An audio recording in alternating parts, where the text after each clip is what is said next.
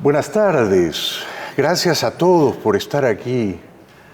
Hacía un tiempo que no venía a una iglesia.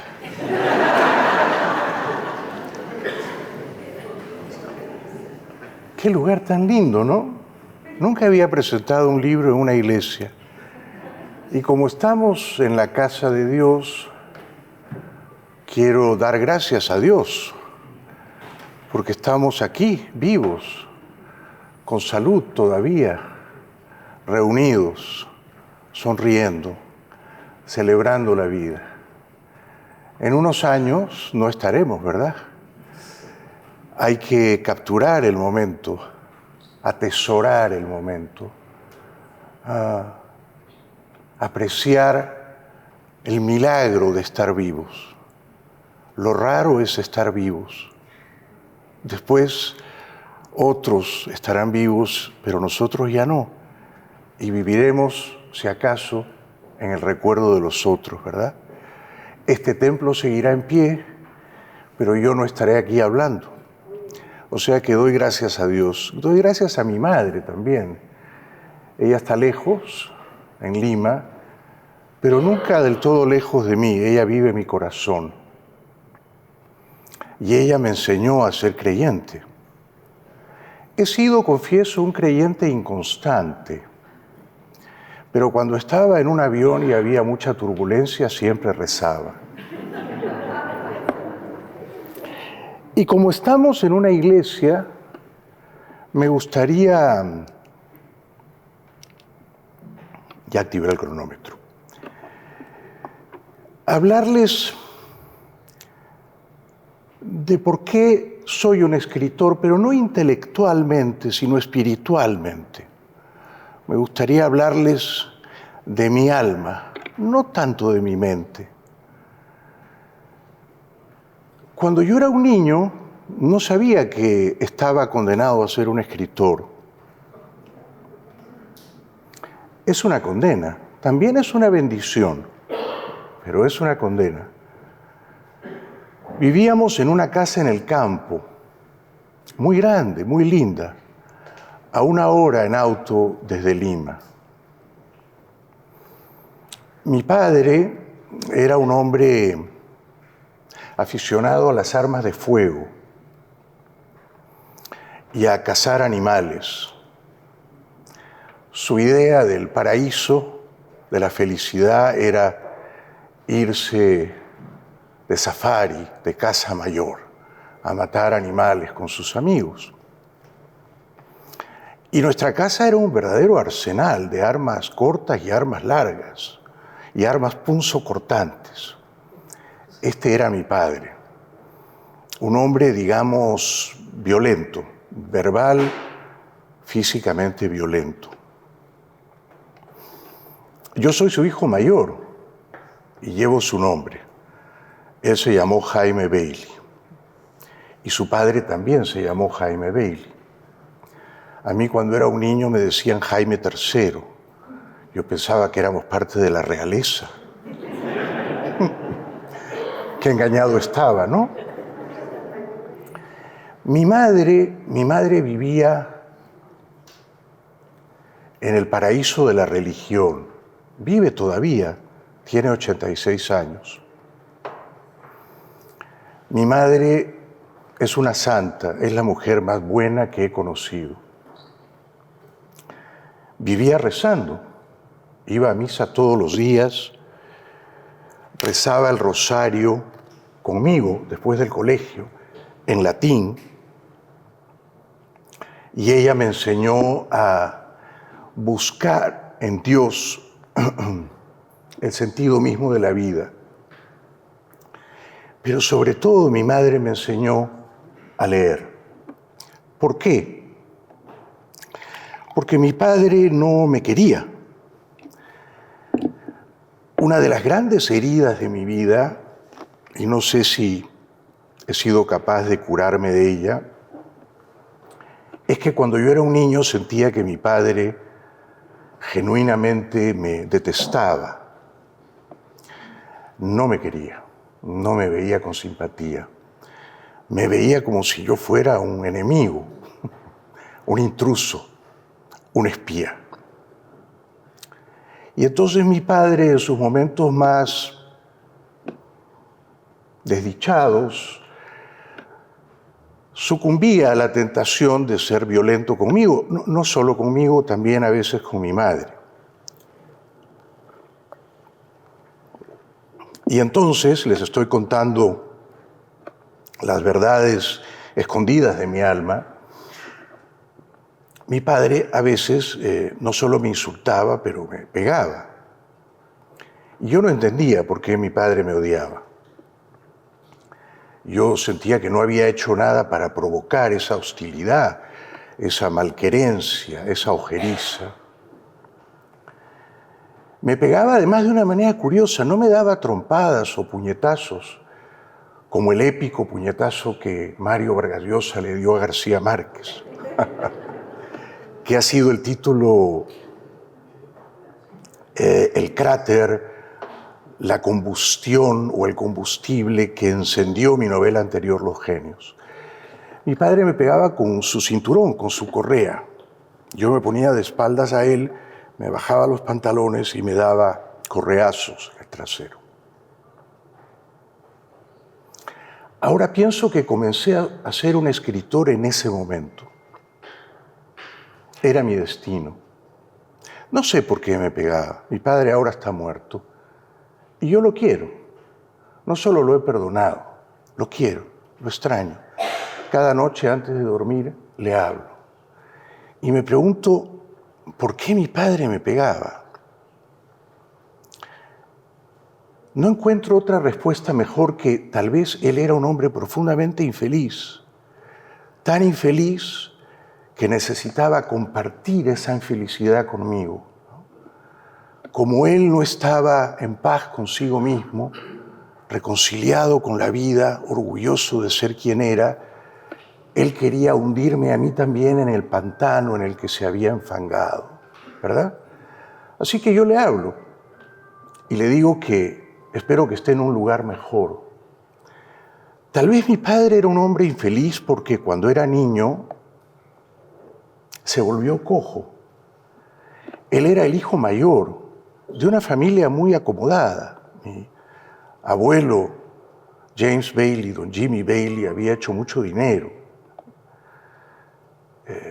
Pero su hijo mayor, de pronto a los 8 años, se vuelve cojo. No nació cojo, se volvió cojo porque le dio una enfermedad en los huesos. Ese siempre es un chavista que me quiere boicotear, pero no hay problema.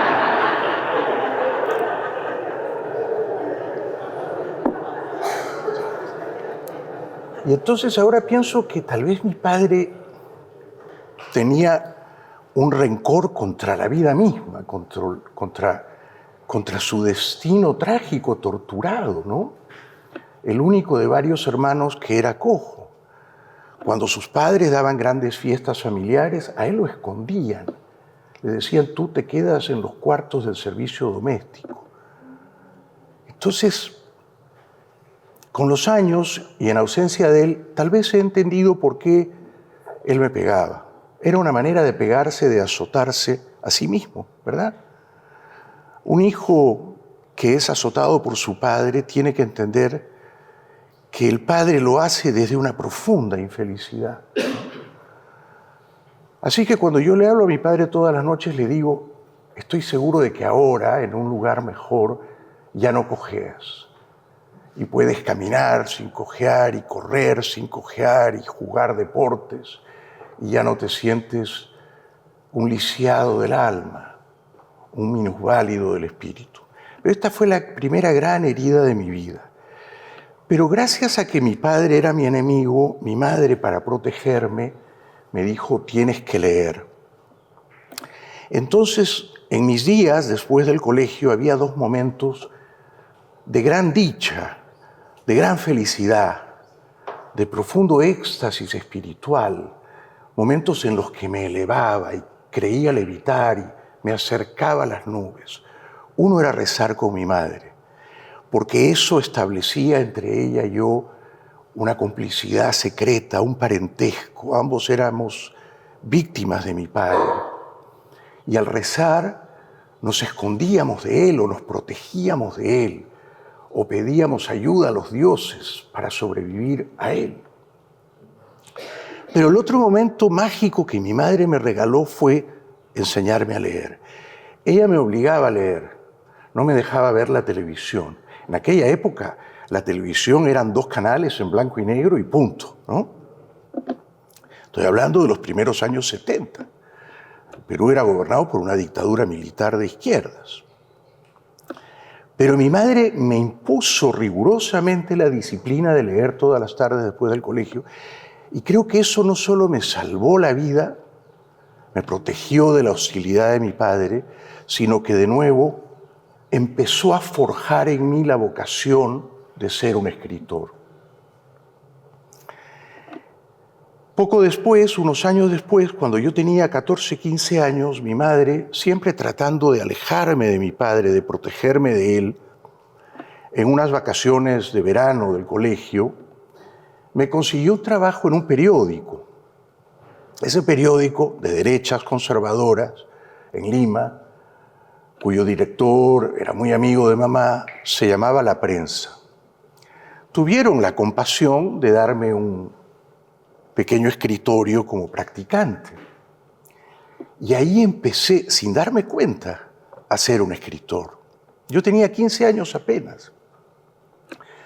Y era reportero de policiales, iba a las comisarías, tomaba nota de los crímenes, ¿no? Y luego los escribía, los reportaba, los narraba, ¿no? Y a veces los desdibujaba un poco literariamente, ¿no? Los aderezaba, les echaba un poco de sal y de pimienta, ¿no? De pronto la inventiva, la ficción, la imaginación intervenían en el crimen y yo trataba de mejorarlo un poco, de hacerlo más truculento, más sórdido, ¿no? No me di cuenta, pero ya a los 15 años como reportero de policiales del diario La Prensa, tal vez empecé a ser un novelista, ¿no? O sea, alguien que quería cambiar la vida, mejorar la vida, enriquecer la vida, hacerla más pirata, más peligrosa. Bueno. Pero estando en La Prensa me ocurrió un segundo trauma sentimental, una segunda herida del alma. La primera era que mi padre era mi enemigo y me pegaba, ¿no? Mis amigos de La Prensa eran todos mayores que yo y eran todos bastante borrachos, en el buen sentido, claro, ¿no? Y el periódico, la redacción del periódico era un manicomio, verdaderamente. Estaban todos un poco locos, o estábamos todos un poco locos. Y ellos, algunos de ellos, los más cercanos a mí, me decían Beilito, por cierto, Beilito. Y yo publicaba en un periódico y mi nombre salía en el periódico, por Jaime Bailey. Yo tenía 15 años. Y mi padre estaba furioso. Le mandó una carta al director del periódico y le dijo, Jaime Bailey soy yo. Él es Jaime Bailey Letts. Así que a partir de ese momento, para felicidad de mi madre, yo empecé a firmar Jaime Bailey Letts. Sin embargo, con los años, me temo que Jaime Bailey terminé siendo yo. Y a mi padre le decían, ¿usted es el papá de Jaime Bailey?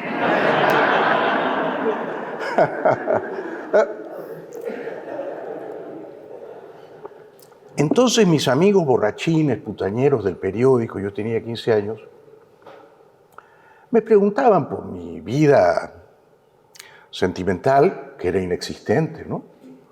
Por mi vida sexual, que igualmente. Yo era un niño nerd, intelectual, tonto, distraído. Y entonces me decían, tienes que debutar, Bailito. Y yo no quería debutar.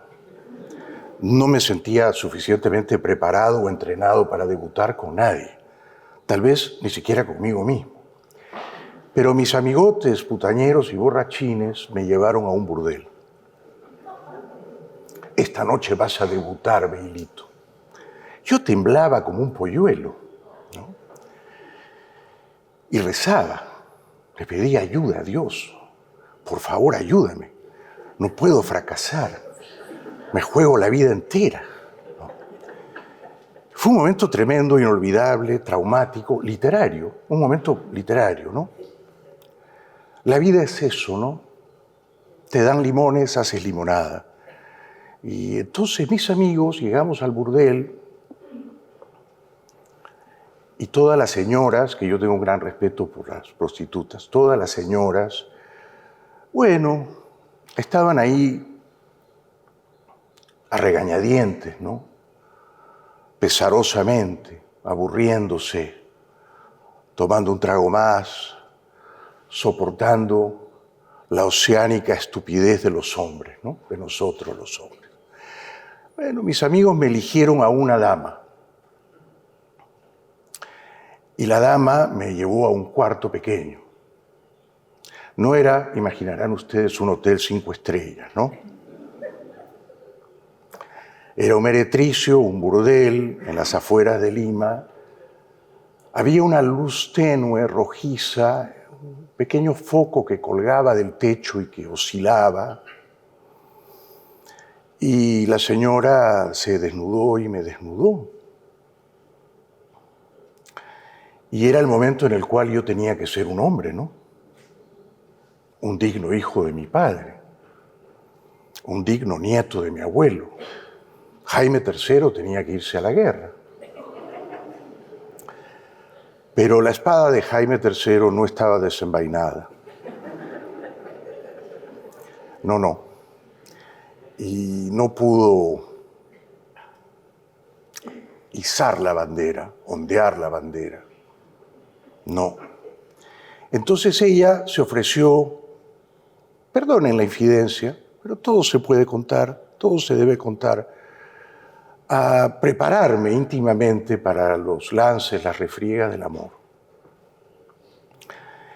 Y lavó, enjabonó, pero con un jabón de este tamaño, de aquellos para lavar ropa, esos antiguos jabones en barra, y en un lavatorio con agua fría, mis partes privadas, que si ya estaban retraídas o replegadas, se encogieron todavía más, ¿verdad? Este fue el segundo gran trauma de mi vida.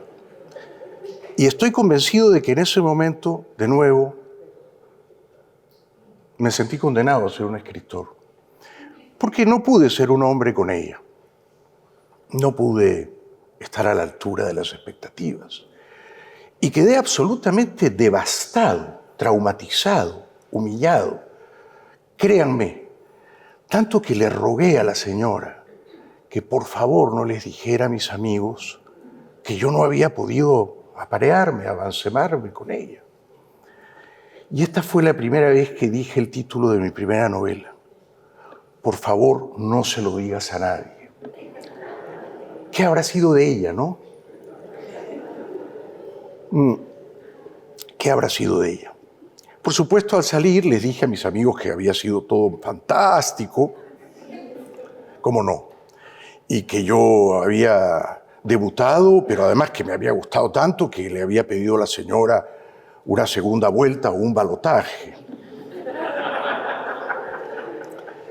Así que de nuevo allí también empezaba yo, para sobrevivir, a cambiar las cosas, a adulterar la verdad, a maquillar la verdad, a embellecer la verdad, para sobrevivir, ¿verdad? Para sobrevivir. Y entonces, arrastrando ya esas dos heridas que yo creo que nunca van a terminar de cerrar o cicatrizar, ¿no? La herida de mi padre que me odiaba y me pegaba, la herida de ahora tengo que ser hombre y no pude. Y entonces, ¿qué seré si no pude encenderme con esa mujer? ¿Será que no me gustan las mujeres en general? ¿Será que me gustan los hombres? ¿Será que debo probar con un hombre?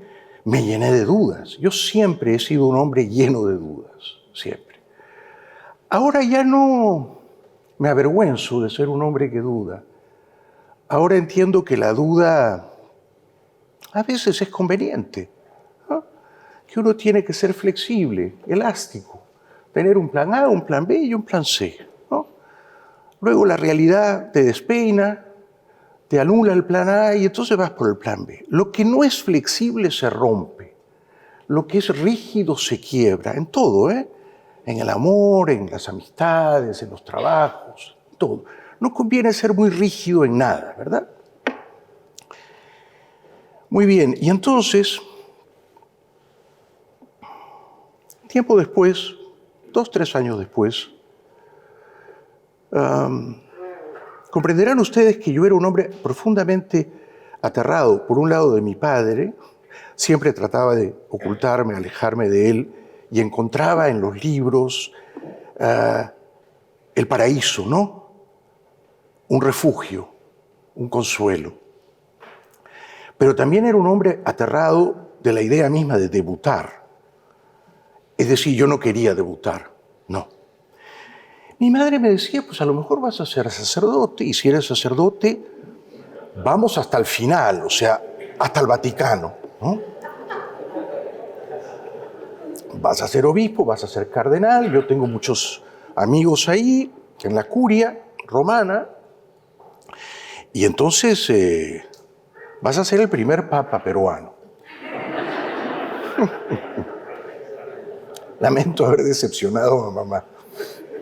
Pero ahora hay un papa que a medias es peruano. Prevost es estadounidense y se nacionalizó peruano. Bueno. Y entonces, en la universidad me ocurrió, y esta es la tercera gran herida de mi alma, pero esta herida creo que ya la he entendido, la he sanado. Porque soy un hombre muy feliz ahora. Hace 15 años estoy casado con Silvia, mi mujer, el gran amor de mi vida. Y ella me ha educado en el amor y me ha permitido conocer unos placeres, unos goces, unas felicidades tranquilas, burguesas, familiares, que yo pensé que no estaban reservadas para mí. Pero cuando tenía 17 o 18 años en la universidad, yo no sabía si quería ser cura para contentar a mamá o si quería ser presidente del Perú. Me tentaba más lo segundo, porque yo ya salía en televisión a la temprana, precoz edad de 18 años, ya era una pequeña estrella de la televisión en mi país de origen, en el Perú. Y en aquellos tiempos la televisión eran 3 o 4 canales y el país entero me conocía y yo dije, bueno, a lo mejor puedo ser presidente. Sin embargo, de nuevo, la vida me despeinó. Y estando en la universidad conocí a un joven, a un amigo, y de pronto me ocurrió algo completamente inesperado. Yo no estaba preparado para ello. Perdonen si soy demasiado franco, pero a mí me gusta ser transparente. Y yo no he venido a contarles mis virtudes, sino mis heridas. Porque desde las heridas me hice un escritor y desde las heridas sigo escribiendo. Y cada libro es una pequeña herida. Cada libro es una pequeña enfermedad. Y yo no quiero que lean mis libros. Quiero que se contagien con mis libros, que se enfermen de mis libros y que compartan el virus afiebrado conmigo. Con lo cual casi les estoy sugiriendo que me lean con mascarillas. Pero sentí que ese amigo me gustaba y se lo dije. Pero a él no le gustaban los hombres. Y a mí tampoco me gustaban los hombres en general, ¿no? Me gustaba ese amigo en particular. Y yo me preguntaba, desde la duda, una duda que por supuesto me atormentaba, si a lo mejor me gustaban los hombres y no las mujeres, porque había fracasado con la primera mujer en mi primera tentativa amorosa o erótica. Y no pasó nada entre mi amigo y yo, porque a él no le gustaban los hombres. Pero me quedé profundamente malherido. Y una madrugada, yo todavía vivía en Lima, tenía apenas 19 años. Quise interrumpir mi vida. Pensé que no era capaz de arrastrarme, de sobrevivir, con estas tres heridas, ¿no? La de mi padre que me odiaba, la de mi incapacidad para amar a una mujer de pronto desnuda frente a mí, y la de una turbación pasajera, erótica, que había encontrado en un amigo de la universidad. Así que me registré en un hotel, pagué sí por adelantado, el Hotel Country en San Isidro. ¿Alguno de ustedes lo conoce? Un hotel así, antiguo, señorial, muy bonito. Pagué una noche y decidí que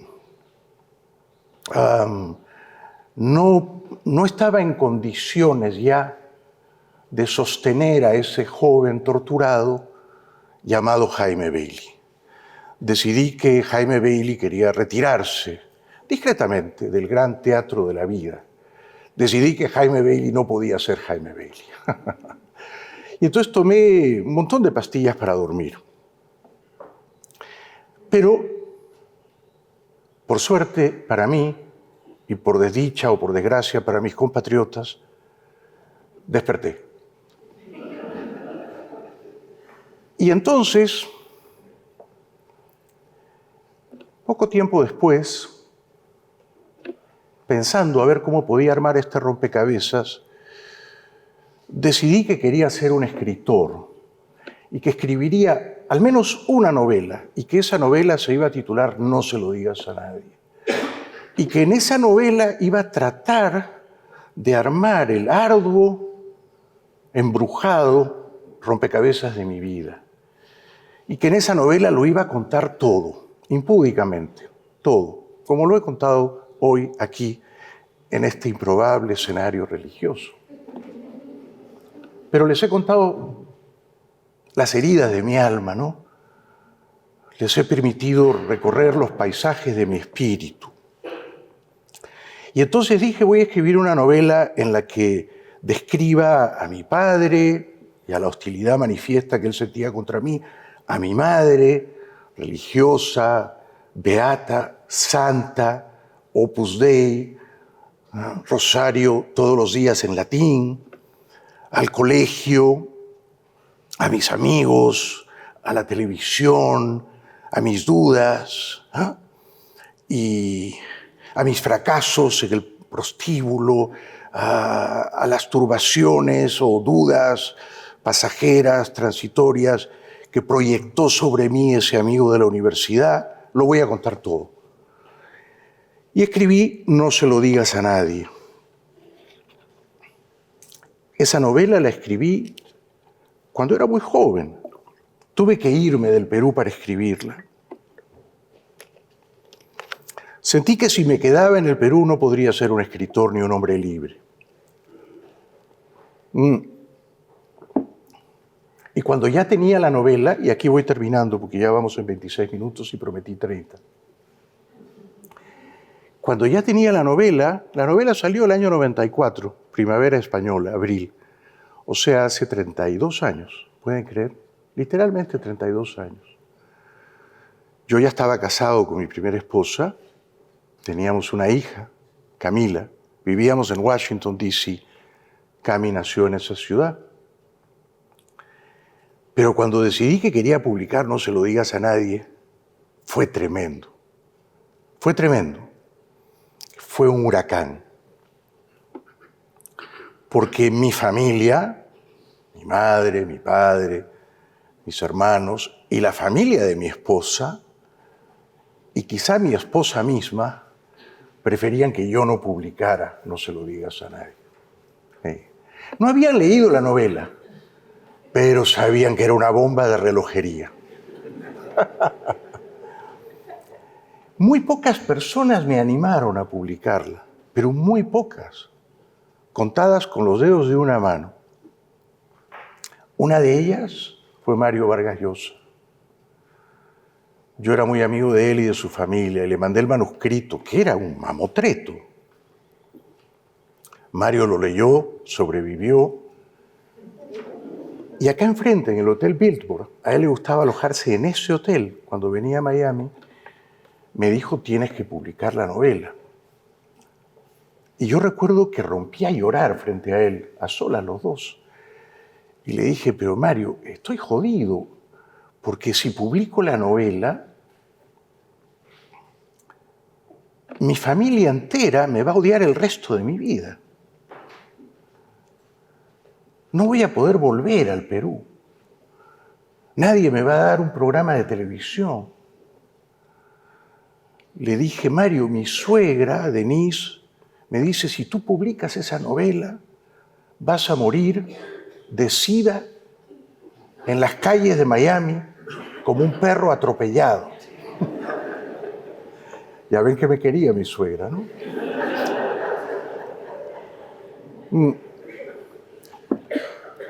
Tenía tíos de Lima, uno de ellos un tío muy rico, un tío minero, inmensamente rico, billonario.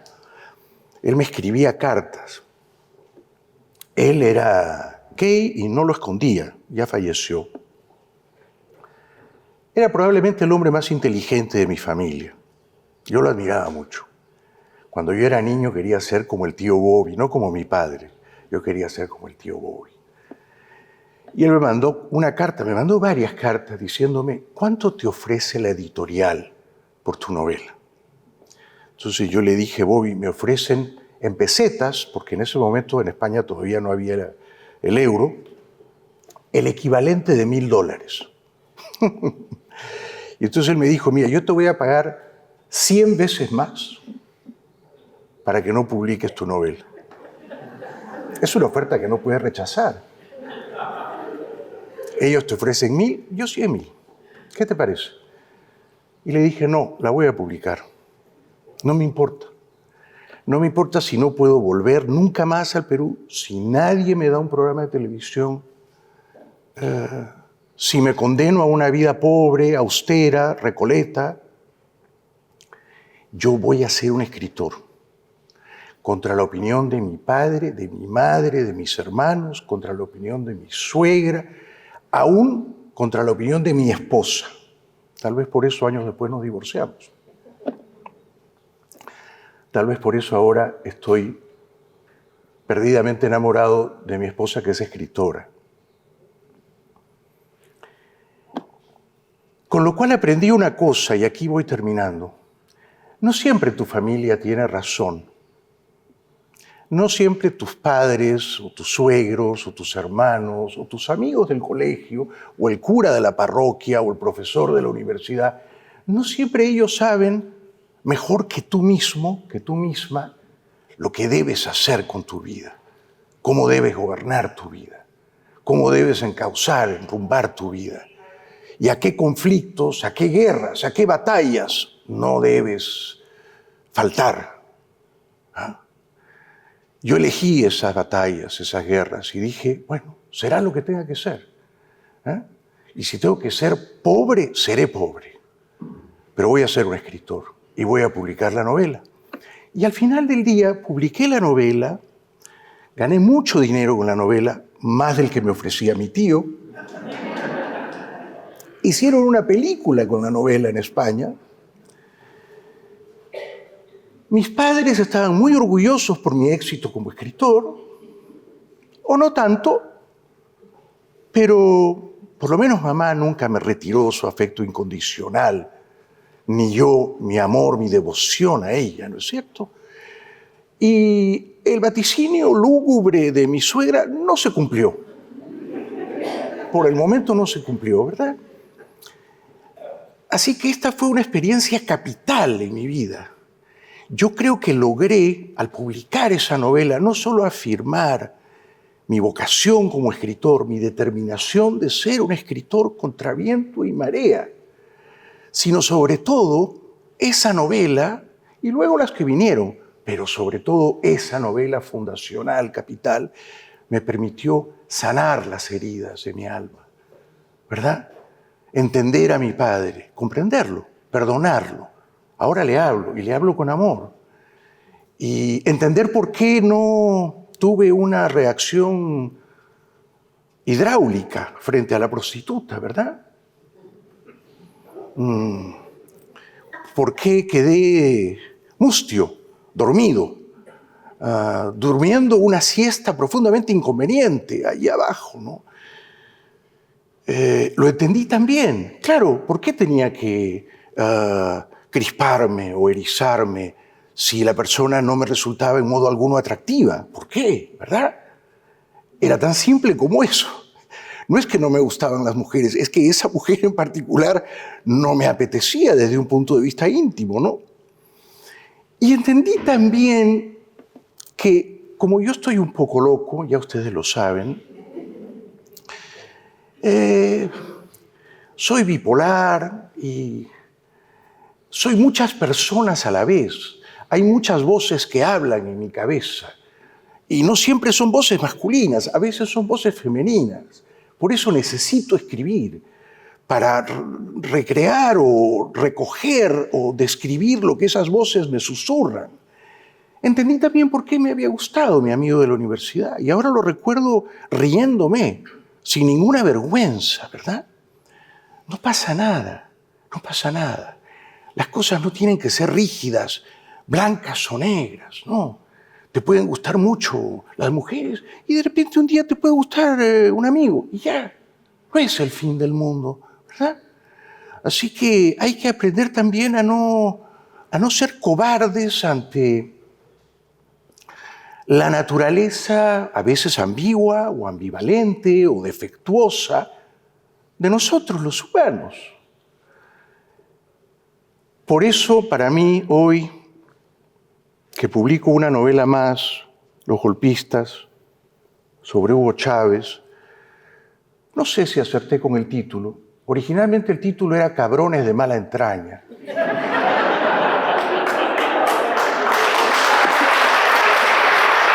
Era mejor, ¿no?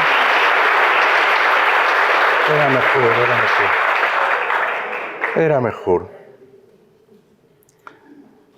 Pero termino diciéndoles que, y ustedes lo van a entender, como mi padre era un dictador en mi familia, como mi padre abusaba de su poder en mi familia, no solo conmigo, sobre todo con mamá, yo desde niño detesto a los dictadores, les tengo alergia a los dictadores, me repugnan los dictadores, todos los dictadores, los de izquierdas y los de derechas, todos. Cualquier hombre que llega al poder y que usa el poder de una manera injusta, abusiva, inmoderada, cruel, que lo usa para aplastar a los más débiles, para escarmentar, para humillar a los desposeídos, a los desheredados, a los inmigrantes sin papeles. Ese hombre es mi enemigo, sea de derecha o sea de izquierda. Y como yo desde niño detesto a los dictadores, he detestado la vida entera a Chávez y a Maduro y a Desi Rodríguez, ¿cómo no? Y he detestado la vida entera a Fidel Castro y a Raúl Castro y a Díaz-Canel, ¿no? Y he detestado la vida entera a los Ortega y a otros. Y esta novela es en ese sentido una tentativa de irme a la guerra contra esos hombres crueles y malvados que han desgraciado a Venezuela hace más de 25 años. Este golpe que he narrado en la novela, el golpe fallido contra Chávez de abril 11 a abril 14 de 2002, era una oportunidad única para liberar a Venezuela de la dictadura comunista. Ya lo habían capturado, ya estaba preso. Quería irse corriendo cobardemente a La Habana. Fidel Castro le había dicho, no te mates como Allende, ven a La Habana. Desde aquí preparamos el regreso. ¿Por qué no lo mandaron a La Habana? ¿Por qué se demoraron tanto? ¿Por qué fueron unos golpistas tan aficionados, tan amateurs? Yo no he visto nunca unos golpistas que triunfan el primer día y se arrepienten al tercer día y permiten que vuelva al poder el dictador que habían depuesto. Esa fue una pequeña tragedia para Venezuela, porque si mandaban a Chávez a La Habana, si había un gobierno transitorio que llamaba a unas elecciones libres, tal vez ahora Venezuela sería una democracia, ¿verdad? Y quiero decirles, tal vez algunos de ustedes son cubanos o venezolanos de origen,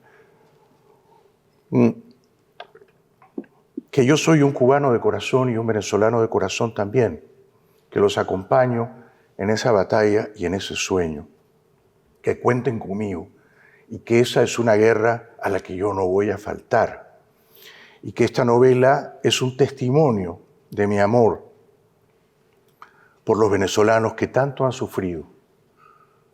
Yo estoy con ustedes y por los cubanos que han sido desgraciados por una dictadura que lleva casi 7 décadas, ¿no?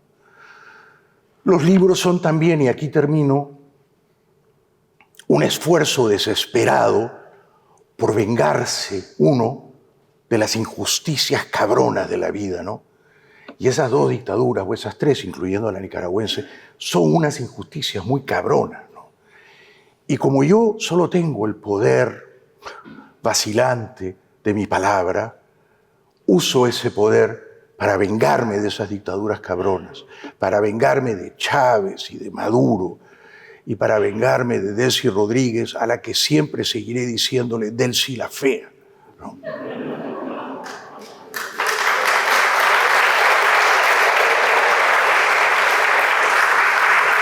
Gracias. Pero porque es fea en el peor de los sentidos.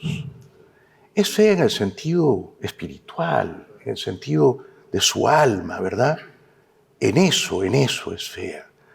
He visto que han criticado a mi amigo Carlos Baute porque le dijo mona, pero quizá Carlos le decía mona porque en Madrid cuando te dicen qué mona estás, te están diciendo qué linda estás. En cualquier caso, todos somos monos, todos descendemos de los chimpancés trogloditas, de los chimpancés bonobos, ya lo he explicado en mi canal de YouTube. Pero lo que quiero decir es que esta novela me devuelve a Venezuela. Yo he estado solo una vez en Caracas, sueño con regresar, sueño con presentar esta novela en Caracas, cuando María Corina sea presidenta y cuando podamos... Pero eso tiene que ser pronto, ¿verdad? Eso tiene que ser pronto. Yo me he pasado la vida entera desde niño odiando a los dictadores y para mí está muy claro que ella, Delcy Rodríguez, no es la presidenta electa de Venezuela. No, es una dictadora, usurpa el poder, representa la continuidad de una dictadura criminal y debemos desalojarla del poder cuanto antes. Desde luego, si yo llamo a Marco Rubio no va a contestarme, ¿no es cierto? Pero yo espero que Marco convenza a Trump para que convoquen a unas elecciones. Por supuesto, Delcy Rodríguez y su hermanito no van a querer convocar unas elecciones. Saben que van a sufrir una paliza. Pero hay que ir a esas elecciones este año y no en 1 o en 2 o en 3. No, hay que ir ahora. Ustedes merecen ser libres y los cubanos también y los nicaragüenses también. Dios los bendiga y que Dios que ha iluminado este acto, que Dios nos ilumine también, nos guíe por el camino de la libertad, que es la libertad que ustedes y nosotros merecemos. Gracias. Muchas gracias. Muchas gracias. Muchas gracias. No se molesten. Gracias.